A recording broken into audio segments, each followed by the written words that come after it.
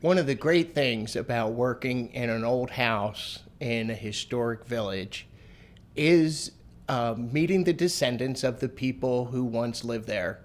And we've gotten grandchildren, great-grandchildren, great-great-grandchildren, and it's always really cool from our perspective when somebody walks in with a child and says, you know, this is where my great-great-grandmother lived, and how it transcends those generations, and it really is something tangible from the past, where you can walk into a building and imagine your ancestors sitting around and living, and the perspective on, you know, how they lived is always really fascinating. Well, this was the place where my grandmother lived. She started out on Forest Avenue, and because it was such a long walk, she moved into this house. The Smiths said this is probably the oldest house in the village, and it was moved from its original location.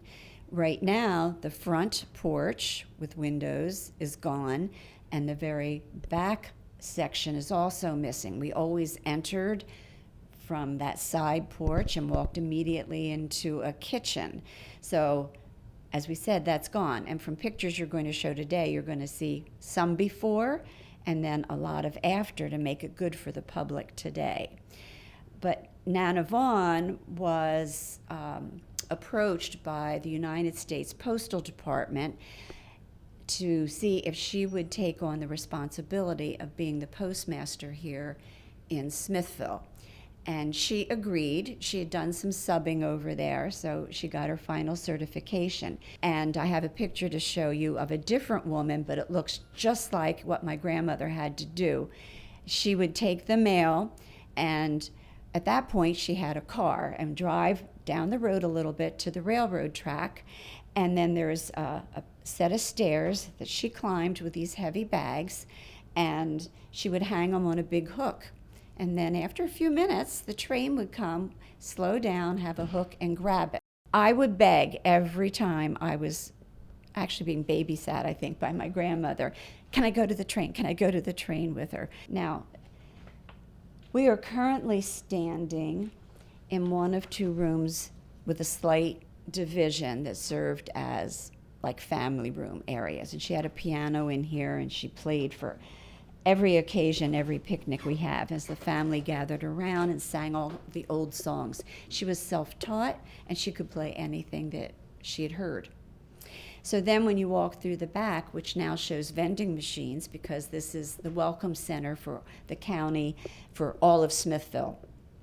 And when you walked back there where the vending machines are on a different wall, that was the dining room. And then on the western side of the house was a long kitchen, and attached to that was the entry. It was a porch entry that everybody used. If you go up the stairs, and you will notice on the floors and the stairs, this is wood from the mid-1700s. I'm convinced of that. So when you go up and turn left, it was a good-sized bedroom, and that's where my grandparents slept. As you go to the next room, that was a guest room. Growing up, my mother and her two sisters probably slept in that. And then it became my two aunts' bedroom, and down the hall, you walked into a room that had a small bathroom, and to the left of that became my mother's bedroom, because she was the oldest child. So age has privilege here. And then on the third floor, storage.